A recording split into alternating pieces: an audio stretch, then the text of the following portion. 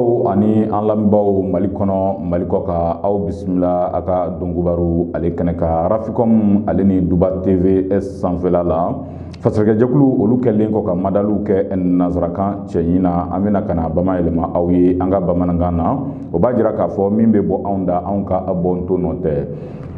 o la sa min ye gafe camanba bɛ an bolokɔrɔ bidon in na k'a daminɛ le guido la ka taa soir de Bamako la min ye indépendant ye a n'a tɔw olu bɛɛ lajɛlen b'an bolokɔrɔ bidon in na bamananw ka kuma don ko tigɛnikuru la kumaba tɛ ban an b'a kumaba dɔw tɔmɔtɔmɔ bidon in na ka laban k'o kɔnɔkanw da lamɛnbaajɛkulu tulo kan o la sa an bɛ bi baaraba in daminɛ ni gafe fɔlɔ min ye a bɛ fɔ o ma ko soir de Bamako. Bamako wulada fasiri kɛ b'a ka fɔ la a ko an ka taa CEDEAO ale cɛbaw u kunkanko kibaruyaw la lamɛnbaaw fasiri kɛ b'a y'a jira k'a fɔ min ye ka kɛɲɛ ni CEDEAO ale ka lajɛ 62nan ni o ye 72e sommet ordinaire de la CEDEAO lajɛ in a sigira sen kan ka kɛɲɛ ni min ye décembre kalo a tile 4 Abujakaw fɛ yen lamɛnbaaw fasiri kɛbaaw y'a jira k'a fɔ lajɛ in a bolila Mali ale ni Burkina Faso fo ka taa se Laginɛ ale ma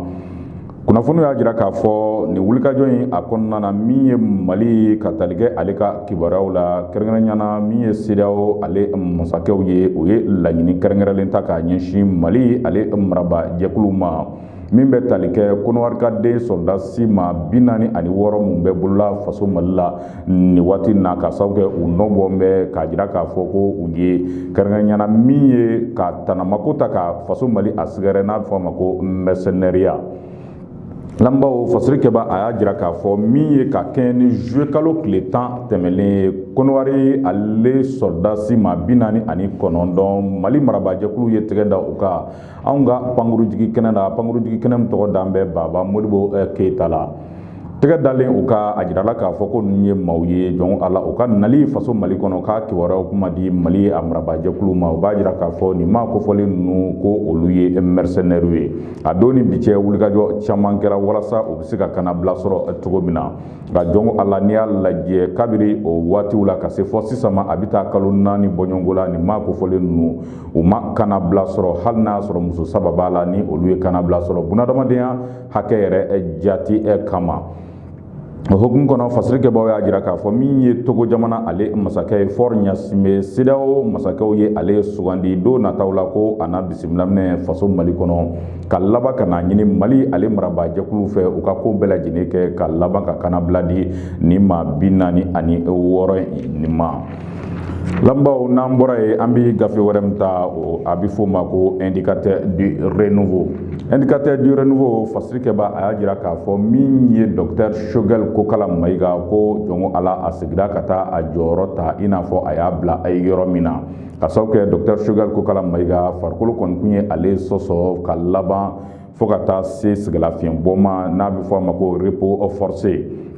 lamɛnbaaw fasiri kɛba a y'a jira k'a fɔ docteur Choguel Kokala Mayiga Mali ale premier ministre farikolo kɛlen kɔ k'a sɔsɔ a ye furakɛliw kɛ an ka kɛnyɛrɛ lapitaniso dɔ la a bɛ fɔ o ma ko clinique Pasteur o don ni bi cɛ min ye docteur Choguel Kokala Mayiga a ka nɔnabila o tun bɛ maa min bolo o de ye anw ka mara cɛbɔli ministre ye ni o ye colonel Abdoulaye Mayiga ye nka kɛɲɛ ni dimanche don ye sa min ye i k'a dɔn k'a fɔ anw ka jamana masa ale ye danganiya ta ni o ye décret présidentiel ye k'a jira k'a fɔ min ye Abdoulaye Mayiga ye n'i ye gouvernement yɛrɛ ta k'a lajɛ ko ka dan o don kɔfɔli na Abdoulaye Mayiga ale na kɛ maa ye min na kɛ Choguel nɔnabilabaga ye gouvernement a kɔnɔna na wa o kama Abdoulaye Mayiga a yɛrɛ ka titre a kɛra ministre d'État ye lamɛnbaaw o hukumu kɔnɔ min ye docteur Choguel Kokala Mayiga a ye wulikajɔw kɔni boloda ka kɛɲɛ ni ntɛnɛn ye k'a ka baaraw daminɛ a y'a daminɛ yɔrɔ min na o hukumu kɔnɔ min ye ɲɔgɔn bɛn caman o tɛmɛna ani a ko kɛ ɲɔgɔn caman ni ɲɔgɔn cɛ wa min ye primature ye ni o ye Mali ale yɛrɛ premier ministre Jabala ye a cakɛɲɔgɔnw olu y'a kunbɛn ni nisɔndiya ani tigɛrɛfɔ ye ka sababu kɛ bɛɛ lajɛlen y'a fɔ ko tare Choguel Kokala Mayiga a ka nin nani na ka na a ka baara ta a nɔ na o hukumu kɔnɔ lamɛnbaaw fasiri kɛbaaw y'a jira k'a fɔ docteur Choguel Kokala Mayiga maa don min kɔni ye a ka bonyamasegin a ta k'a ɲɛsin jamanakuntigi ma k'a sababu kɛ a yɛrɛ ka ɲɛfɔliw la min ye colonel Assimi Goïta ye ko waati min ale bɛ dekun a kɔnɔna na ko sanga n'a waati bɛɛ lajɛlen o tun bɛ ɲɔgɔn kalama wa ko colonel Assimi Goïta k'a y'a jira ale Choguel Kokala Mayiga la u ye baara min daminɛ ɲɔgɔn fɛ ko a ka di ale u ka kuncɛ ɲɔgɔn fɛ wa ko o miirina min taara ko Ala barika la Ala sɔnna bi baara min daminɛ na u ka se ka na tɛmɛ ni a baara kelen Choguel Kokala Mayiga a y'a jira k'a fɔ ni Ala sɔnna min ye baara fɛn fɛn kun kundun na ko a baaraw bɛɛ lajɛlen na tɛngu waati nataw la ni Ala sɔnna. Lamɛnbaaw n'an bɔra yen nin waati na an bɛ gafe wɛrɛ min ta a bɛ fɔ o ma ko le Guido min ye tarata ale bɔli don min bɛna décembre kalo tile 6 ma san 2022 lamɛnbaaw fasiri kɛ b'a ka fɔ la a ko ka kɛɲɛ ni sibiri tɛmɛlen n'a bɛnna i k'a dɔn k'a fɔ décembre kalo ale tile 3 ma san 2020 min ye maa lujuratɔw ka tɔgɔ la don kɛrɛnkɛrɛnlen ale ɲɛnamayali hukumu kɔnɔna na an ka association ba min bɛ k'a dɔn k'a fɔ Bamakɔ ale sigida 3nan na ni o ye commune 3 ye ka tɛmɛ ni u ka président ye u ye ɲɛnajɛ in a ɲɛnamaya k'a dɔn k'a fɔ Bamakɔ goudrɔnbada la ka kɛɲɛ ni nakɔ min bɛ kinibolo la ni b'i kunda monument de l'indépendance kan o hukumu kɔnɔ min ye k'a dɔn k'a fɔ association belebeleba in ni o ye l'association pour la promotion des initiatives locales de développement kɛrɛnkɛrɛnnena u ye u ka donba in a ɲɛnamaya ni wale caman ye k'a sababu kɛ min y'u ka marraine yɛrɛ ye Madame Sumaworo ale y'a jira k'a fɔ siga tɛ min na ale kɔni ye maa ye min kɔni ye kalan jolen caman kɛ nin maa kofɔlen ninnu kun walasa u bɛ se ka kɛ u yɛrɛ ta ye cogo min na o bɛɛ lajɛlen kɔfɛ maa caman bɛ yen mun fana ye u dɛmɛ walasa u bɛ se ka dɛmɛw sɔrɔ cogo min na ka se ka u ka bɔɲɔ yɛrɛ la ko olu bɛɛ lajɛlen ɲɛ sɔrɔ o hukumu kɔnɔ ko bonya bɛ Mande bonyamasegin bɛ Mande min ye an cakɛɲɔgɔn dɔ yɛrɛ bɛ a bɛ fɔ ma ko Burulayi Kulubali n'a bɛ fɔ ma ko Balofa ale kɔni ye maa ye min kɔni jɔnjɔn dira ma ni o ye attestation de reconnaissance ye ka sababu kɛ maa don min y'a ka ci bɛɛ lajɛlen bɛn maa lujuratɔ olu dɛmɛli ma Ala jati kama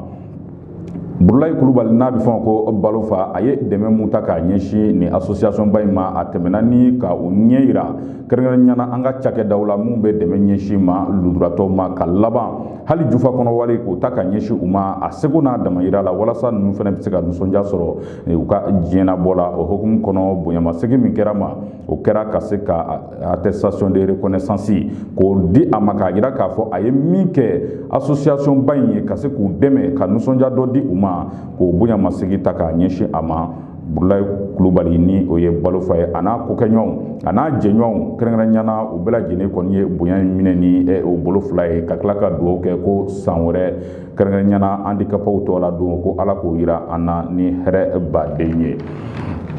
Lamɛnbaaw n'an bɔra yen sa hali bi an bɛ taa ni kunnafoni ye ni waati na an bɛ segin ka na gafe wɛrɛ min ta a bɛ fɔ o ma ko soir de Bamako Bamakɔ wulada fasiri kɛ b'a ka fɔ la a ko hali bi an ka taa anw ka kiiritigilamaw olu kun kan ko kibaruya la lamɛnbaaw fasiri kɛ b'a ka fɔ la a ko ka kɛɲɛ ni duwakun tɛmɛlen ye anw ka kiiritigilamaw olu ka lafasali tɔnba fila min bɛ yen n'a bɛ fɔ o ma ko Sam ale ni Selima olu kun ye wulikajɔ boloda ka laban ka baara bila kɔni o sigi sen kan ka sababu kɛ ka tali kɛ anw ka constitution avant projet min bɛ ni o ye sariya sunba ye min ye k'a dɔn k'a fɔ kɔrɔfɔ dɔw kɔni madan bɛ o kɔnɔ min ma kɛ kiiritigilamaw olu kɔni ka haminankow ye o hukumu kɔnɔ ka se k'u ka nisɔngoya a jira kiiritigilamaw olu kɔni kun taara baarabila min kuntaama taari jɔ tile 5 bɔɲɔngo la lamɛnbaaw fasiri kɛ b'a ka fɔ la a ko jɔnko Ala dɔɔni o tɛ tɔ to ko la min ye nin baarabila in a ko sigilen sen kan sa kɛrɛnkɛrɛnnena min ye anw ka conseil national de transition ni o ye CNT olu kɔni ye wulikajɔ kɛ ka laban ka kumaɲɔgɔnya o sigi u ni syndicat ba fila in u ni ɲɔgɔn cɛ kumaɲɔgɔnyaw kɛlen kɔfɛ sa min ye k'a dɔn k'a fɔ layidu kɛrɛnkɛrɛnlen o bɔra CNT maaw kɔni yɔrɔ kɛrɛnkɛrɛnnena min y'u ka commission loi ye k'a jira k'a fɔ waati nataw la u na ko bɛɛ lajɛlen kɛ kiiritigilamaw u ka laɲiniw ye min ye ka se ka olu kɔni ta k'u don ba la lamɛnbaaw fasiri kɛ b'a ka fɔ la a ko nin bɛnkan in sɔrɔlen k'a kɛra sababu ye min ye kiiritigilamaw ye u k'a ɲini u ka tɔn maaw fɛ bɛɛ lajɛlen ka baara kɔni daminɛ o kɛra sababu ye min ye kiiritigilamaw u tun bɛ baarabila min na ka se ka o baarabila a ɲɔngiri Mali fantan 4 bɛɛ lajɛlen na nin waati na. Lamɛnbaaw n'an bɔra yen sa nin waati na an bɛ gafe wɛrɛ min ta a bɛ fɔ o ma ko indépendant indépendant bidon boldo fasrike baka folla ako angata mali ale kalango okungango kibaroyala fasrike baka folla ako académie d'enseignement des sangs au tessan ale ko fowa lambaw fasrike baka folla ako jekulu dobe ko ukoni kem ka kuleka abo u ye kulekan bɔ o de ye ko ka kɛrɛnkɛrɛnyana wulikajɔ kɛ joona min bɛ kɛ sababu ye san ale lakɔliso olu kɔni bɛ se ka kɛ lakɔliso ye kalan sabatilen bi k'a kɔnɔ cogo min na lambaw fasirikɛba ka fɔla a ko nin kolɛtifu in ko u ye lɛtɛrɛ kɛ k'a ci k'a dɔn k'a fɔ kɛrɛnkɛrɛnyana mali ale ministre de l'éducation nationale Siribe Dedoye Ousmane lambaw fasirikɛba ka fɔla a ko min ye nin collectif ba in ye collectif in a bɛ maa mun ko fɔ o de ye proviseur ka taa se directeur généraux ma académie d'enseignement bɛ san ale tɔ la u ko u b'a ɲini mali a marabaa jɛkulu fɛ u bɛ yɔrɔ min na i n'a fɔ nin waati na olu ka lakɔliso sɛbɛkɔrɔ dekun bɛɛ wa o hokumu kɔnɔ u b'a ɲini mali a marabaaw fɛ u ka wulikajɔ boloda joona a bɛ fɔ o ma ko plan d'urgence tɛ dɔwɛrɛ ka wulikajɔ a boloda min bɛ kɛ sababu ye ka wale dɔ kɛ joona joona walasa dekun bɛɛ i k'a dɔn k'a fɔ nin académie ka u bɛ se ka lafiya da sɔrɔ cogo min na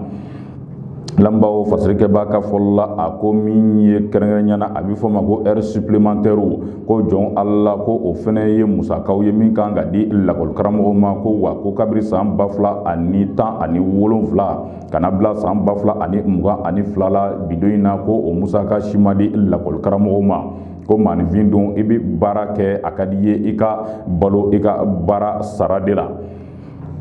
lambaw n'an bɔra ye ale bi an bɛ to gafe kelen ale kɔnɔna na fasirikɛba ka fɔla a ko an ka taa kulukorokaw fɛ ye kulukorokaw fɛ ye violence basée sur le genre VBG lambaw fasirikɛba ka fɔla a ko ka ɲagati wale k'a ta k'a ɲɛsin maa ma k'a sababu kɛ ko muso don yalima cɛ don a jɔn ala ko o ye fɛn min ye ko jɔn ala ka ɲɔ kɔni sɛbɛkɔrɔ ɲanbɛ lambaw fasirikɛba ka fɔla a ko kunnafoni a dira ka kɛ ni ntɛnɛn décembre kalo ale tile 5 san 2022 min ye k'a dɔn k'a fɔ projet dɔ bɛ a bɛ fɔ o ma ko ROCAFEFEC i k'a dɔn k'a fɔ o ye k'a dɔn k'a fɔ Norvège jamana ale ka projet dɔ ye min ɲɛsin bɛ ka se ka i k'a dɔn k'a fɔ kalanbulon jolen kɛ anw ka maires ka taa se an ka lakana tigilamɔgɔw fo ka taa se société civile maaw ma wulikajɔ min bɛ ɲɛsin ka se ka maanifin kɔni dɛmɛ cogo si la bin kana se ka k'a kan k'a sababu kɛ ko a siya ye muso don yalima cɛ don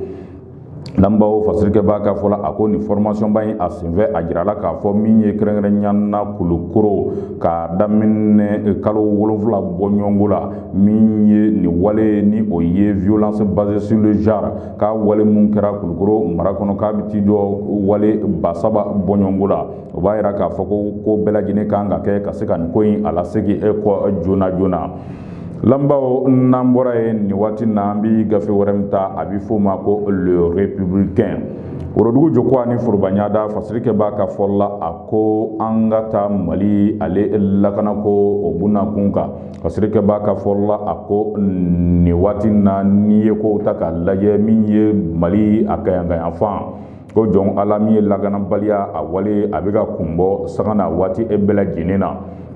lambaw fasirikɛba ka fɔla a ko a bɛ yɔrɔ jumɛn ni yɔrɔ jumɛn ko fɔ min ye kita ka taa bila Bafulabe la Kolokani ale ni Jɛma lambaw fasirikɛba ka fɔla a ko nin waati laban na sanga na waati bɛɛ lajɛlen min ye a bɛ fɔ ko incursion tɛ dɔwɛrɛ ka bali k'i kunbɔ ka tiɲɛni kɛ ka laban ka tunu a ko o wale o caman bɛ ka kɛ nin yɔrɔ kofɔlen ninnu na lambaw fasirikɛba ka fɔla a ko o kɔrɔmasuru o yɛrɛ tɛ dɔwɛrɛ ye min ye k'a dɔn k'a fɔ tarata an kɔrɔ min ye maa 4 kɔmandow do ko olu ye wulikajɔ a boloda ka ɲɛsin kita ma wulikajɔ min ɲɛsila kita ma k'a kɛra sababu ye kɛrɛnkɛrɛnyana chantier dɔ bɛ ale ouvrier olu tun bɛ mɔbili dɔ kɔnɔ k'olu bɛɛ lajɛlen kɔni ndaraki ka bɔ mɔbili kɔnɔna na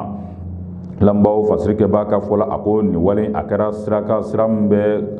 kutuba ale ni madina ko fɔ o furanjɛ o kɔnɔna na lambaw fasirikɛba ka fɔla a ko nin mois ninnu u taara kelen maa kɔni m'a dɔn u taara n'u ye fankelen min fɛ o b'a yira k'a fɔ tiɲɛnikɛlaw ko u kɔni ka wulikajɔ k'a kɛ bɛ sababu ye ka dekun caman lase nin yɔrɔ kofɔlen maaw ma nin waati in na Alibi ambito lakanabaliya ale hukumu kɔnɔna na min ye fasirikɛba ale kɛn bɛ k'a yira k'a fɔ plus de 4000 déplacés enregistrés en moins de 72 heures à Intilit.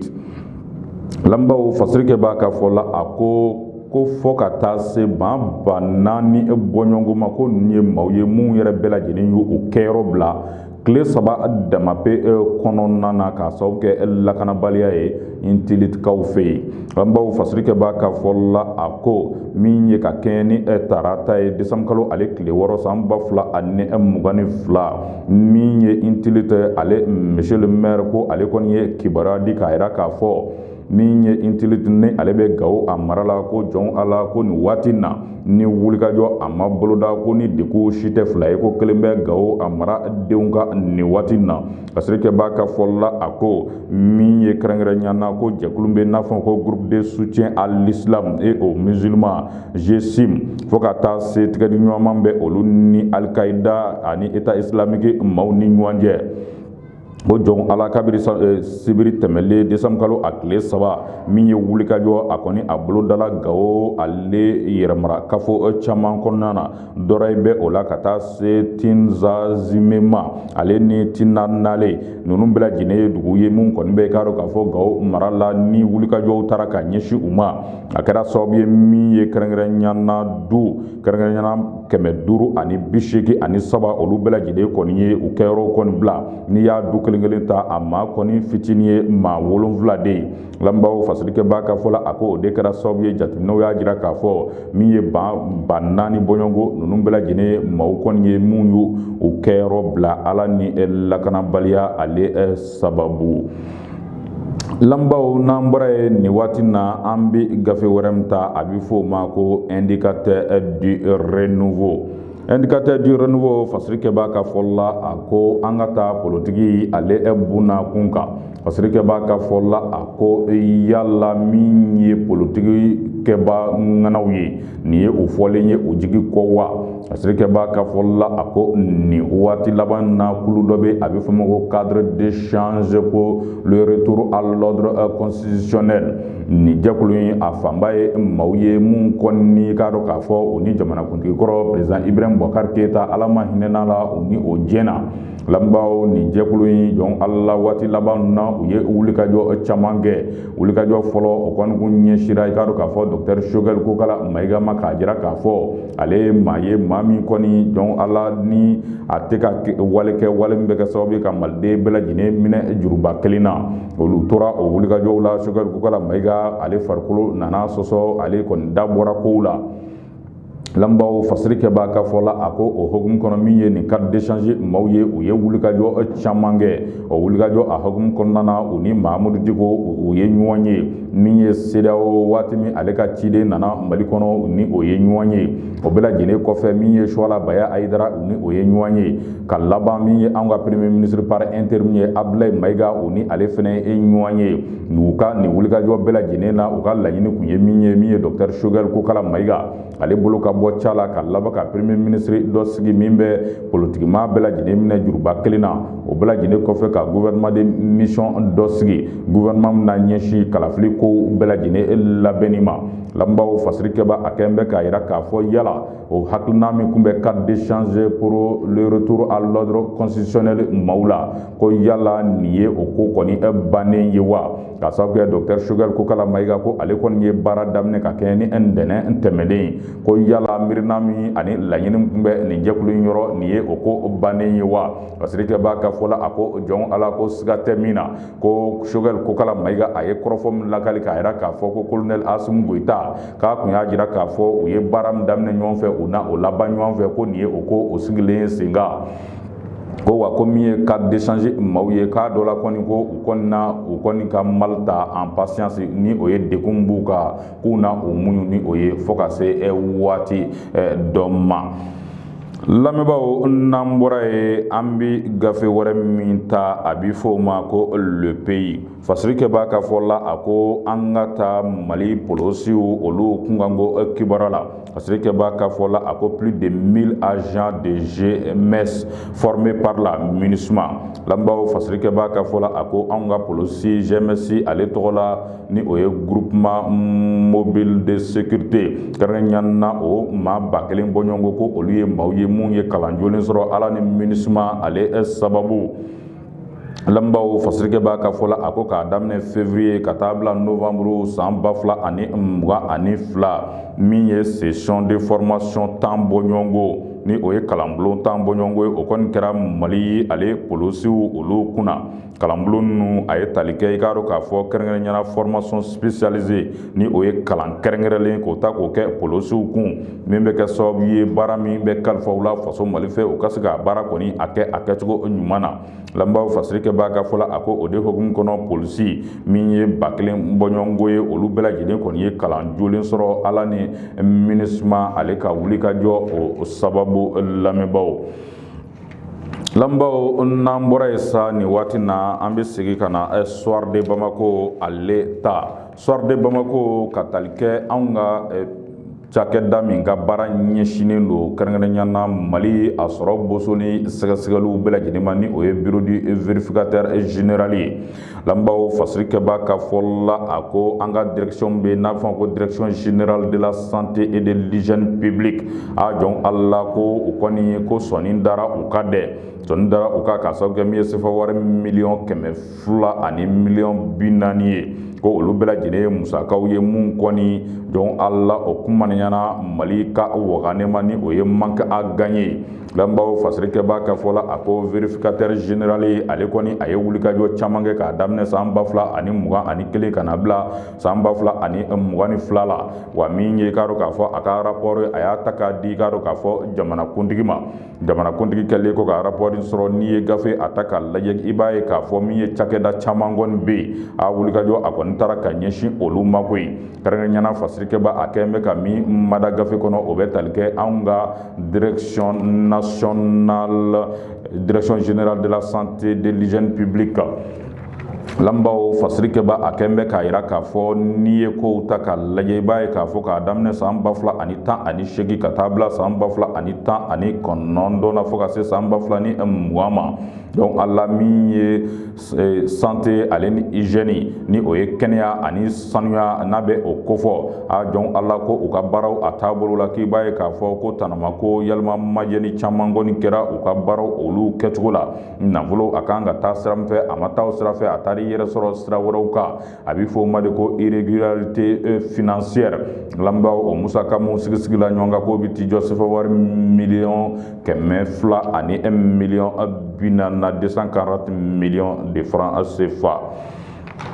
lamɛnbaaw ale bi an bɛ taa ni kunnafoni ye Soir de Bamako u kɛn bɛ ka madali kɛ bidon na ka ɲɛsin min ye Adama ale ka taabolo ye Adama n'a bɛ fɔ ko Didenba tɔn Adama a ɲɛmaaya o bɛ m'an bolo nin waati na o de ye Marimaca Jara ye min ye Adama ale sifinnakaw ye u kɔni u ye wulikajɔ a boloda ka laban min ye comité exécutif min bɛ Adama a tɔgɔ la k'u kɔni u wele k'u dala ɲininka ka sababu kɛ n'i ye kow ta k'a lajɛ min ye Adama a denmisɛnw ye ni o ye jeunesse ye o kɛn bɛ k'a yira k'a fɔ parti a ɲɛmaaya a bɛ m'an bolo nin waati na ni o ye Marimaca Jara ye ko u b'a fɛ cogo bɛɛ lajɛlen na u ka jateminɛw kɛ ka tila ka taabolo olu kɔni sɛgɛsɛgɛ ka ɲa min bɛ kɛ sababu ye Adama a bɛ se ka jɔyɔrɔ kɛrɛnkɛrɛnlen sɔrɔ Mali a politiki bonnakun kan cogo min na ka sababu kɛ politiki ye min ye on appelle ça le positionnement o ye jumɛn ye ka ko a jateminɛ ka laban ka dabolo dɔ kɔni ta min bɛ kɛ sababu ye i ka parti a bɛ nafa sɔrɔ o dabolow la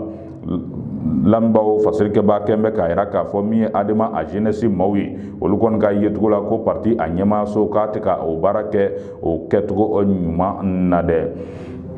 lamɛnbaaw n'an bɔra yen sa an bɛ gafe wɛrɛ min ta a bɛ fɔ o ma ko l'annonceur fasirikɛ b'a ka fɔ la a ko an ka taa wale dɔ la wale min bɛ ka kɛ Bamakɔ dugu kɔnɔ nin waati na walew don n'a kɛn bɛ sababu ye ka degun belebele lase siraba ale matarafabaw olu ma nin waati na ni y'an ka sirabaw ta k'a lajɛ kɛrɛnkɛrɛnyana an ka panneau de signalisation olu ye k'a dɔn k'a fɔ kumasenw de min bɛ siraba a bolibaga kɔni ladɔnniya tagabolow bɛɛ lajɛlen na. Panneau de signalisation a dɔw jɔlen don, dɔw yɛrɛ kɔni garilen don goudron ale sanfɛla la a bɛɛ lajɛlen n'a ka kuma ɲɛfɔta don ko nka ko n'i y'a lajɛ an yɛrɛ n'an ka dabolow ka kɛ bɛ sababu ye o panneau de signalisation ninnu olu nafa tɛ ka se siraba ale matarafabaw ma tuguni.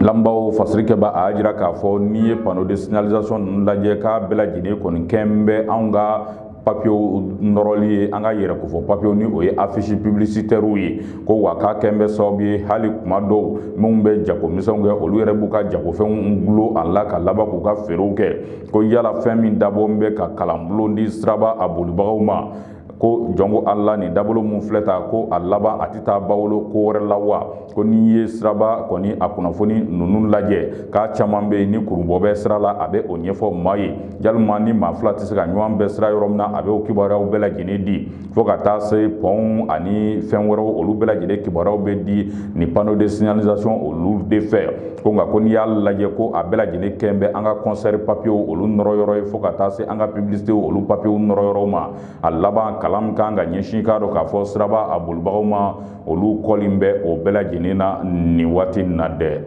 An balimaw ninnu de tun ye gafe damadɔw ye an tun b'a fɛ ka min kɔnɔkan da aw tulo ka kɛɲɛ ni bidon ye Raficom ale ni Duba TV ale sanfɛla la ale bi an b'a ɲin'aw fɛ a k'aw suwalen to nin chaîne belebele fila in na ka sababu kɛ kunnafoni a sanuman bɛ di yɔrɔ min na o ye Raficom ale ni Duba TV de an b'aw fo k'aw barika da a ka kulomajɔ la aw k'an bɛn waati wɛrɛ.